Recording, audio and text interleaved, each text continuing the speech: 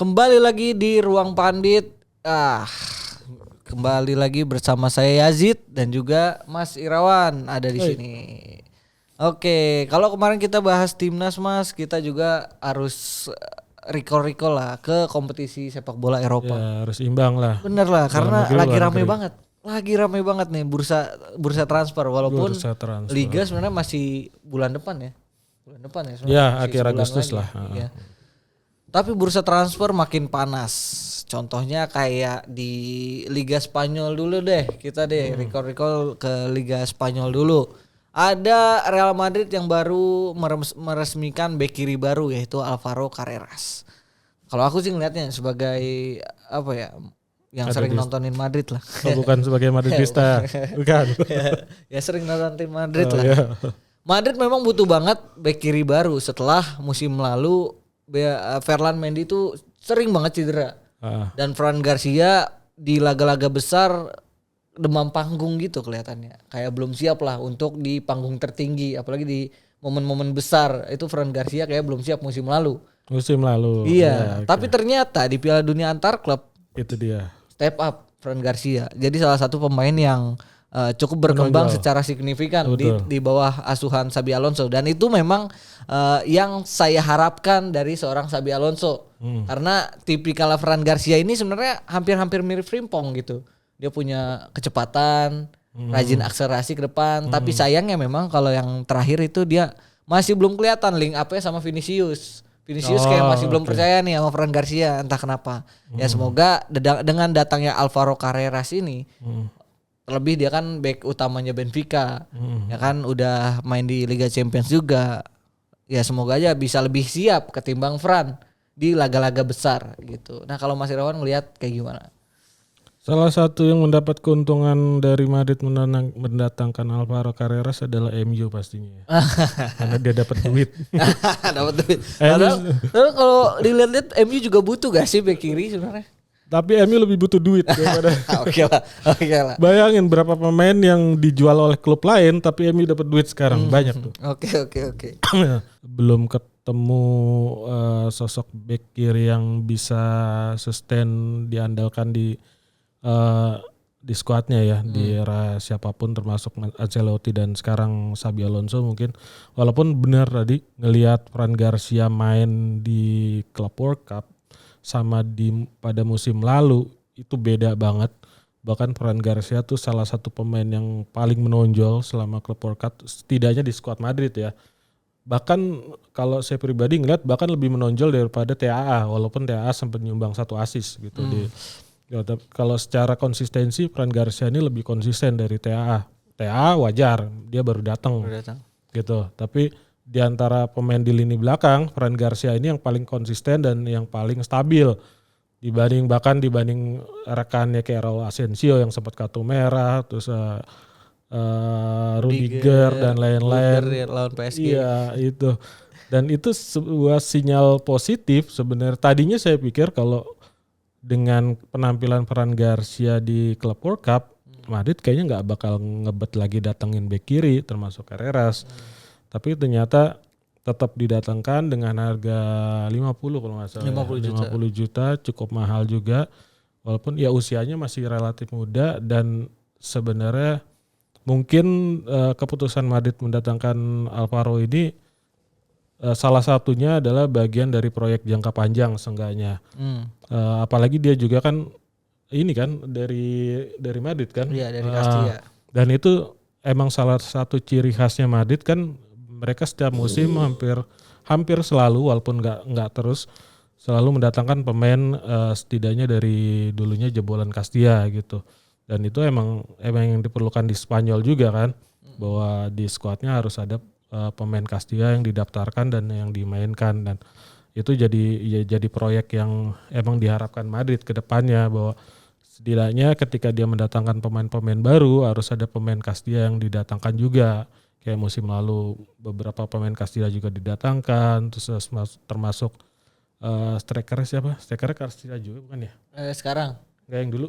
Yang dulu Joselu. Joselu juga. Kalau gitu. musim lalu nggak ada sih. Kalau musim lalu si Endrick doang sama. Endrick doang ya. Nah itu kayaknya salah satu strategi Madrid emang nggak setiap musim tapi diusahakan dia selalu membawa pulang pemain Castilla kayaknya sih gitu. Mungkin itu salah satu alasannya juga sih kalau. Iya, memang harapan apa ya untuk mungkin karena Ferland Mendy ini udah nggak bisa diharapin gitu. Kekuatan utama Ferland Mendy itu kan defense ya. Tapi di musim terakhir kemarin entah kenapa defense-nya itu bolong banget dan dia selalu bermasalah dengan kebugarannya gitu. Ya, cedera ankle, cedera terus lah. Jadi memang butuh lah Alvaro Carreras mungkin bisa jadi cadangan atau justru jadi pemain utama dengan nilai harga transfer yang cukup besar dibanding Fran Garcia. Ya, terlebih Alvaro Carreras kalau aku pribadi sih ya. Ya semoga bisa kayak Carvajal. Karena Carvajal kan abis ya berkelana di Leverkusen balik lagi tiba-tiba bagus gitu. Benar. Itulah kalau dari fans Madrid ya pengennya Alvaro Carreras ya bisa jadi the next Carvajal karena dia back sayap. Oke.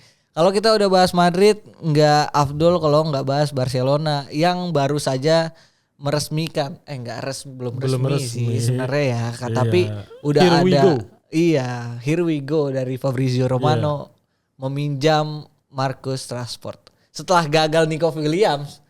Waktu itu kita bahas soal Nico Williams sudah gencar banget, ternyata batal. Akhirnya datengin Marcus Rashford yang sebenarnya secara posisi masih sama. Yaitu pemain winger kiri yang musim lalu memang sebenarnya nggak jadi ini ya, nggak jadi masalah Barca ya karena Rafinha cukup konsisten. Betul. Jarang cedera tapi dengan banyaknya laga kayaknya musim depan ya butuh lah kedalaman skuad. Kalau aku sih mandangnya gitu ya, buat jadi kedalaman skuad dia juga bisa dua posisi ya, bahkan 3 posisi di depan, winger kanan, winger kiri atau jadi striker tunggal juga bisa. Nah kalau Mas Irawan gimana ngelihat pembelian atau peminjaman dari Marcus Rashford? Lagi-lagi yang diuntungkan adalah MU ya, yang memang berniat melepas Rashford karena gajinya ketinggian dan penampilannya udah mulai ngaco dia. udah goyang banget ya. Emang kita ngomongin transfer nggak lepas dari MU ini. Dan kalau Rashford ini sebenarnya yang perdebatannya adalah dia winger kiri. Kenapa? Ada Raphinha yang mainnya udah oke, walaupun Raphinha lebih oke ketika main di sayap kanan gitu. Tapi sayap kanan udah nggak bisa diganggu gugat milik anak emasnya Barcelona sekarang yang Lamine Yamal, sampai akhirnya Raphinha digeser ke kiri dan cukup oke juga, bahkan jadi top skor di Liga Champions musim lalu Raphinha. Tapi kalau saya melihatnya Rashford ini harus bisa step up untuk mengambil alih perannya Robert Lewandowski, lebih ke situ. Karena Lewandowski nggak bisa dipertahankan untuk jangka waktu lama di Barcelona dan nggak bisa main selalu 90 menit dan sepanjang musim mengingat usianya udah nggak muda gitu.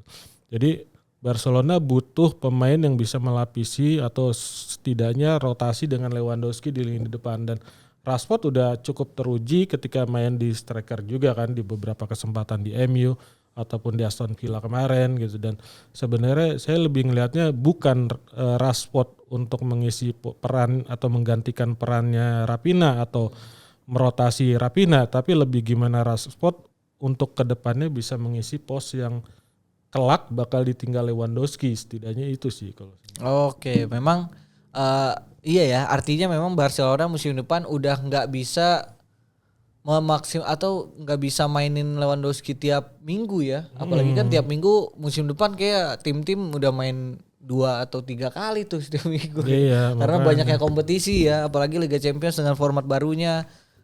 Tiap tim harus mulai berpikir untuk membuat 2 tim yang setara gitu. Mungkin Lewandowski bisa dimainkan untuk laga-laga besar. Artinya kalau saya lihat dari statementnya Mas Irawan tadi kan, dia step up, Rashford step up untuk laga-laga yang kita nilai ya masih lawan tim-tim mediocre lah ya kan. Itu jadi nggak perlu Lewandowski bisa ngisi baterainya untuk dimanfaatkan lawan-lawan tim besar gitu. Jadi nggak terlalu capek lah itu ngkong Lewandowski ya.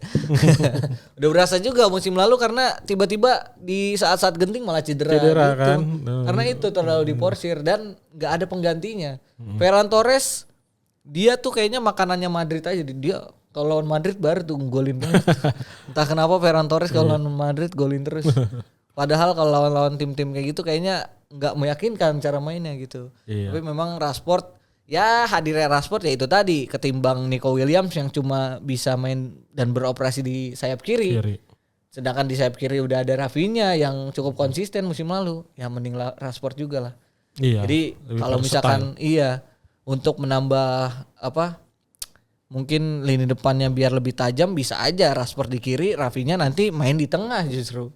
Di depan tetap Lewandowski, di kanan Lamine Yamal. Itu kan bisa juga ya. Apalagi kalau Lamine Yamal cedera, walaupun sekarang Barcelona datengin Rooney, itu pemain muda ya kan, kalau belum percaya kan Flick bisa naruh Rashford di kanan. Iya.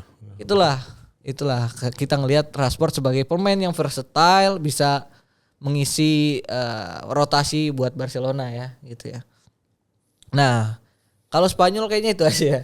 Mau siapa lagi Spanyol? Iya, Atletico tipis ya. Kurang. Kalau Atletico ya gitu-gitu aja sih pembeliannya, pemainnya selalu nyari tipe-tipe petarung. Benar. Sesuai gaya mainnya Diego Simeone. Yang baru kan datengin siapa? Alex Baena kalau nggak salah. Iya, Alex Baena paling ya punya otak lah itu. Iya. Punya otak lah. Iya, cara mainnya punya otak lah. Kalau Alex Baena kayak Koke lah. Kayak Kokenya lah ibarat kata. Nah, kita dari Spanyol kita nyebrang ke Inggris. Juga lagi rame nih. Rame banget. Liverpool dulu. Kita bahas dari sang juara dulu deh. Liverpool yang awalnya ngincer Isak. Dapat terlalu mahal ya kan Isak, karena harga striker sekarang udah melambung tinggi. Yang dulu misalkan kita kalau punya 150 juta euro bisa dapat pemain kayak Ronaldo Nazario.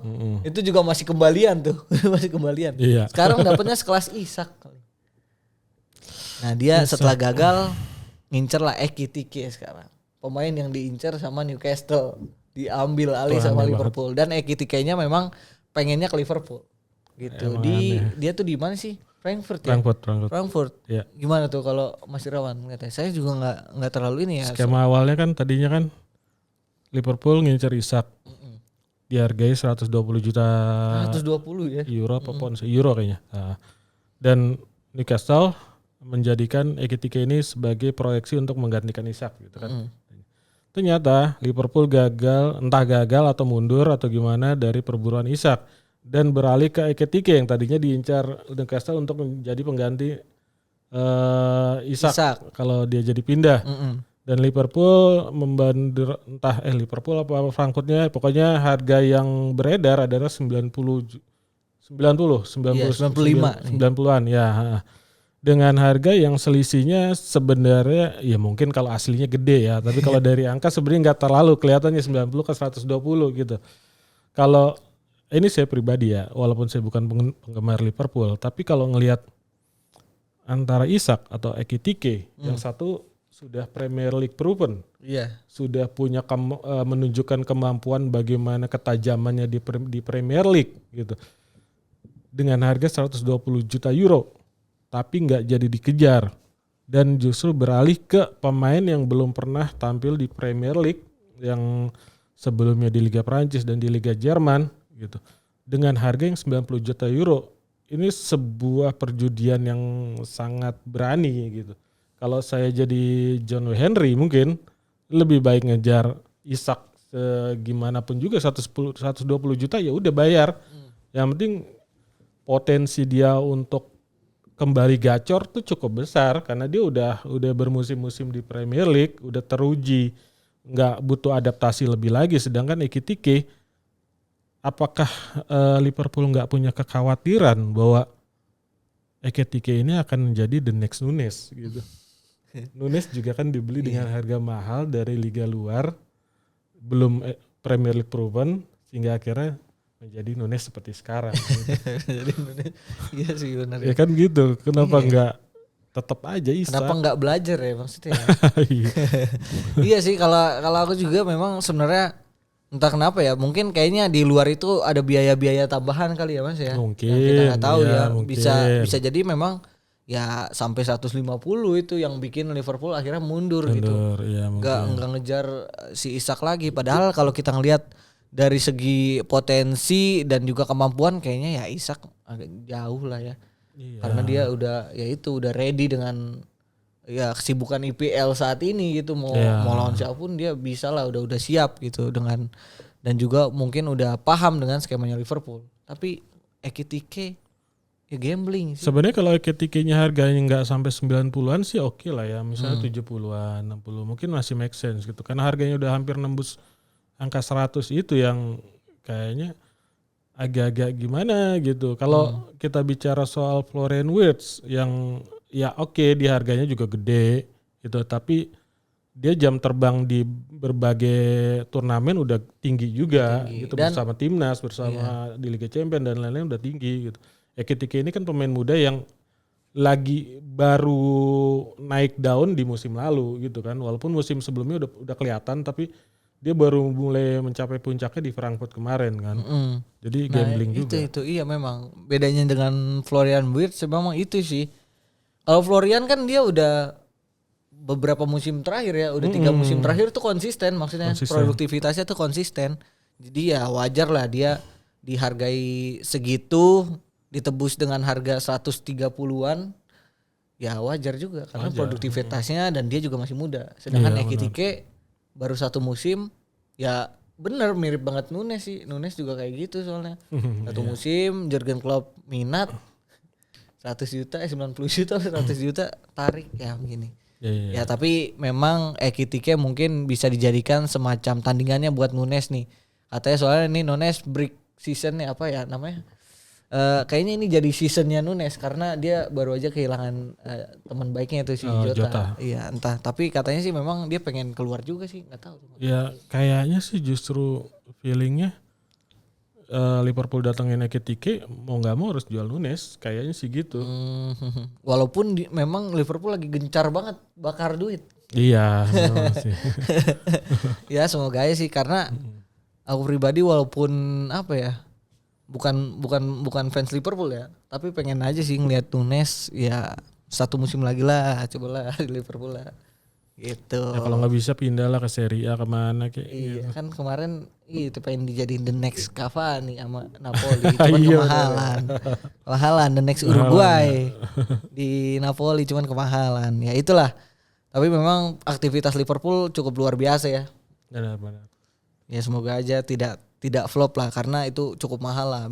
Biasanya kalau yang flop tuh memang MU sih. Ya walaupun ada tapi ya jarang-jarang lah, apalagi sejak era Klopp itu Liverpool udah mulai pinter lah beli pemain, nggak terlalu jor-joran gitu lah. Kayak zamannya siapa ya dulu tuh Andy Carroll gitu. Kayak udah lewat ya masa-masa kayak gitu ya Liverpool ya. Andy Carroll, Charlie Adam.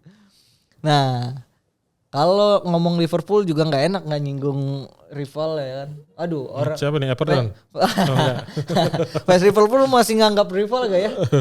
MU baru aja datengin Brian Mbeumo. Ini prosesnya cukup alot ya. Cukup alot, panjang banget dengan berbagai drama yang Mbeumo tiba-tiba katanya pengen dibeli tim lain, nggak jadi. Akhirnya sekarang ke MU dengan kontrak 5 tahun kalau nggak salah. Nggak tahu sih iniannya apa. Nominal transfernya kurang tahu juga sih bro. Lupa bro, nggak tahu juga, nggak ngecek. Ya Mbeumo. Nah kalau melihat apakah dia bisa menghadirkan hal yang baru di MU? Karena dia kan posisi aslinya winger kanan. Posisi aslinya winger. Tapi sebenarnya Mbeumo ini salah satu pemain yang cukup versatile ya. Karena bayangannya kan dari banyak fans MU tuh ketika Mbeumo datang dan mereka udah punya Matheus Cunha. Udah kebayang tuh formasi yang akan dimainkan Ruben Amorim tuh bakal seperti apa gitu. Kedepannya sama kayak ketika pertandingan persahabatan kemarin lawan Leeds. Di situ Ruben Amorim udah mainin formasi 3-4-2-1 dengan Cunha dan Bruno Fernandes di belakang striker si Obi Martin kalau nggak salah, Cido Obi Martin. Dan dari situ udah kebayang bahwa kedepannya mungkin MU bakal mengandalkan trio ini di lini depan. Trio ini maksudnya bukan Cido Obi Martin ya, tapi ada tambahan Bryan Mbeumo di situ. Dengan mungkin Bruno Fernandes dan Mbeumo di belakang strikernya adalah Matheus Cunha, atau justru Bryan Mbeumo sama Matheus Cunha bermain bersama di depan tapi beroperasi lebih fluid, lebih melebar dan lebih berlari bebas dan Bruno sebagai penyerang lubang mungkin gitu, atau semuanya tergantung apakah nanti MU bakal mendatangkan striker nomor 9 atau enggak gitu. Karena kalau mengharapkan Rasmus Højlund ataupun Zigze untuk kembali jadi starter masih ada, tapi peluangnya cukup tipis gitu dengan kehadiran Mbeumo sama Cunha gini. Tapi kalau ngelihat Mbeumo dan Cunha datang ini, memang bayangan kita adalah skuad MU akan sangat mengerikan gitu, sangat luar biasa di lini depan gitu. Cunha di Wolves itu ngeri banget, apalagi Mbeumo di Brentford bersama tandemnya tuh si Wissa gitu, ditambah Kevin Said. Itu Mbeumo ini salah satu bisa dibilang salah satu komoditas yang under radar. Orang berpikiran mungkin dengan perawakannya Mbeumo ini pemain udah usianya 28, 30 gitu. Padahal umurnya masih di bawah Mbappe. Umurnya masih 24, Mbappe aja 26 gitu. Ini berarti kan salah satu aset yang menjanjikan untuk kedepannya gitu. Dan MU datengin Mbeumo ini cukup beruntung walaupun tadi bisa dibilang dengan proses berliku ya karena masalah add-on yang mungkin kurang atau apa yang kesepakatan cicilannya mungkin belum disepakati, akhirnya kan deal juga dan cukup beruntung sih MU datangin dia. Iya, yang akhirnya berubah dari skema transfer MU adalah mereka nggak nyari pemain-pemain di luar Premier League. Gitu ya kan, musim Højlund dari Atalanta gagal. Iya, Zigze juga dari Bolonya. Padahal jago juga Zigze di Bolonya. Jago. Gagal juga. Terus pertengahan musim kan datangin Dorgu dari Lecce. Iya. Ya. Itu standar lah. Kalau itu masih bisa di Ugarte juga dari PSG. Ugarte iya. Ya itu maksudnya jadi skema-skema transfer MU yang beli pemain dari luar IPL akhirnya berubah. Mereka lebih mengedepankan, lebih mengoptimalkan mencari pemain yang memang udah IPL proven, yang mereka udah siap tampil di IPL, nggak perlu adaptasi lagi karena udah terlalu MU udah terlalu mengkhawatirkan juga kan musim lalu ya. Jadi ya mau nggak mau mereka harus langsung nyari yang siap dengan persaingan di IPL. Harapannya ada di Cunha dan Mbeumo walaupun orang-orang sih bilangnya overpriced.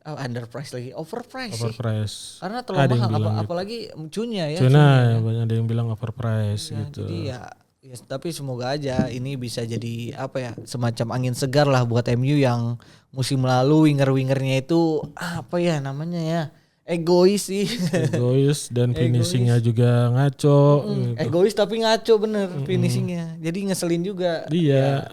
Berkali nonton MU jadi nggak happy lah gitu, malah nambah beban lah gitu. Bahkan untuk fans-fans yang netral gitu ya. Walaupun beberapa orang ngerasanya justru lucu gitu. Malah merasa jadi terhibur gitu. Kalau saya sih jadi nih nonton apa gitu ya, mending nonton Super League lah. Lebih ada iniannya, serangan-serangannya lebih oke gitu. Beberapa fans MU yang udah muak ya, bilangnya sih nonton MU adalah kebodohan yang dipelihara gitu. Beberapa teman fans MU ngomongnya gitu. Tapi gimana Tapi kalau udah passion, udah fanatik ya gimana ya? Pasti nonton terus pasti kayak gitu sih tim. Ya nonton Madrid zaman ditinggal Ronaldo juga 2018, 2019 juga kayak gitu sama. Hancur di tangannya Solari dan Lopetegui. Lopetegui sama Solari udah makin bagus lah. Kalau sama Lopetegui baru. Nah, kita coba ke calon rivalnya, bukan calon ya. Musim lalu tuh rivalnya Liverpool dalam juara di tangga juara, yaitu Arsenal yang datengin Madueke dan semakin santer untuk mendatangkan Gyökeres karena kayaknya dari manajemen Sporting sih udah gerah juga ya, kayak kok nggak ada yang mau gitu ya di atas 120 kok nggak ada yang mau gitu, jadi udah menurunkan ego lah. Kayaknya Arsenal bakal dapet nih. Tapi kalau Madueke gimana Mas? Madueke ini jadi bukti kalau hubungan Chelsea sama Arsenal memang begitu erat ya. Bukan rival ternyata ya, kayak partner bisnis. Dua klub kayak berpartner saling tukar guling terus setiap musim. Itu tapi memang kalau dari sisi Chelsea-nya emang mereka butuh mengeluarkan banyak aset winger khususnya karena mereka numpuk di situ juga selain di lini belakang juga mereka numpuk. Tapi kalau dari segi Arsenalnya sebenarnya kalau dibilang butuh ya butuh, dibilang nggak butuh juga nggak butuh. Mereka di winger tuh udah punya Madueke kan biasa beroperasi di kanan ya. Mereka udah punya Saka walaupun musim lalu Saka sempat lebih dari 4 bulan atau 5 bulan absen karena cedera gitu, dan ketika itu si Ethan Nwaneri bisa step up untuk menggantikan Saka dengan cukup oke di sisi kanan. Dan Arsenal juga di kiri udah punya Martinelli, masih ada Trossard juga. Sebenarnya kalau dibilang apakah butuh ya mungkin butuh gitu karakter bermain seperti Madueke, atau kalau dibilang nggak butuh juga ya nggak butuh juga karena skuadnya udah cukup komplit sebenarnya. Kalau untuk winger udah cukup banyak Saka. Cuman mungkin Madueke ini salah satu karakter pemain yang dibutuhkan oleh Arteta juga. Ditambah lagi Arsenal butuh tambahan ketebalan tim untuk mengarungi musim yang padat seperti biasa gitu, karena di setiap musim hampir selalu skemanya hampir sama. Arsenal selalu ngegas di awal, akhirnya keteteran di akhir, selalu begitu. Dan entah mungkin yang dipikirkan Arteta apakah masalahnya di ketebalan tim atau masalah konsistensi atau masalah mentalitas ya. Yang pasti kehadiran Madueke yang menambah variasi di lini sayap Arsenal, walaupun kita nggak tahu bakal dimainkan di mana Madueke, apakah dirotasi dengan Saka atau bahkan dimainkan di sisi kiri, itu yang perlu kita lihat juga. Nah, kalau soal Gyökeres memang ini jadi problem Arsenal dari lama. Mereka butuh seorang nomor 9 yang dari beberapa musim mereka selalu kesulitan ngambil kan, dari era sebelumnya. Sempat mereka punya Lacazette, Aubameyang, terus akhirnya mereka kesulitan menemukan striker yang mematikan dari Gabriel Jesus, Kai Havertz, dan sekarang mereka berharap dari sosok Gyökeres yang memang udah teruji di Sporting di Liga Portugal. Terujinya di Liga Portugal. Nah itu masalahnya, walaupun dia udah punya pengalaman di Liga Inggris sebelumnya, tapi itu dulu untuk kembali lagi ke Liga Inggris dia butuh adaptasi lagi gitu kan. Apalagi langsung ke tim yang bersaing di level juara gitu. Masalah mentalitas lagi-lagi harus diuji juga, apakah Gyökeres bisa langsung nyetel dengan mentalitas Arsenal yang memang targetnya adalah memburu title juara. Dan ditambah lagi apakah dia bisa langsung klik dengan skema yang dimainkan Arteta. Ini sebenarnya jadi pertanyaan. Cuman kuncinya adalah Gyökeres ini jangan sampai dikasih beban lebih, dalam arti sama ketika Haaland baru datang ke City gitu. Haaland ini nggak dikasih beban bahwa kalau lu main jelek kita bakal hancur gitu. Jadi kuncinya adalah lu main seleluasa lu main senikmat lu, kita bakal support lu. Kuncinya gitu. Jadi Gyökeres ini harus main dengan dukungan ekosistem tim yang emang mendukung dia gitu, yang support dia gitu. Jadi jangan dikasih beban bahwa lu harus bagus, kalau enggak kita bakal hancur gitu. Jangan dikasih beban kayak gitu. Kalau lu golin ya kita kalah. Ya kuncinya adalah di internal tim harus satu suara bahwa Gyökeres harus main senikmat dia, seperti dia adanya, dan tim yang akan mendukung dia. Kuncinya sih gitu. Oke. Iya memang kalau kita ngelihat Pep ketika datangnya Haaland juga akhirnya merubah skema keseluruhan ya kan. Benar, itu setelah dia. Sebelumnya ia selalu mengandalkan false nine tanpa striker. Gabriel Jesus juga jarang main justru malah di taktiknya Pep. Nah dengan datangnya Haaland dia menurunkan ego dan membuat sistem untuk mendukung Haaland. Nah apakah Arteta bisa itu dia mengikuti langkah dari gurunya itu, si Pep itu. Karena kan Arteta nih benar-benar sama sekali nggak mikirin striker nomor 9 mas gitu. Ya udah dia ngandelin false nine aja tuh, makanya lebih seneng pakai kayak Havertz gitu. Nah apakah dia bisa bikin sistem dan ekosistem yang sama ketika Manchester City bikin tim untuk mendukung Haaland mencetak gol gitu. Apalagi Gyökeres ya pemain dari Liga Portugal.